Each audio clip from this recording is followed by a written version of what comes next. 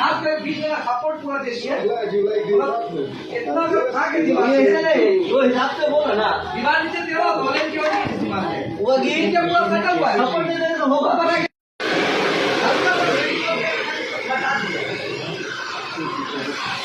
वो जो बोला ना हम पहले समझ गया उनको लचकारा है ना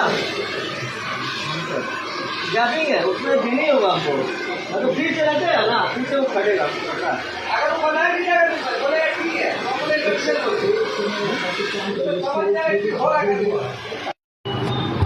তো হয়ে গেল, চললাম এবার বাড়ির জন্যে। এই যে হেয়ার এক্সপার্ট থেকে আমি করালাম, জানো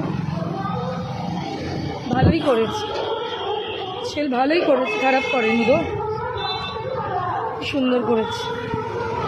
দেখো এবার আমার একটু শান্তি।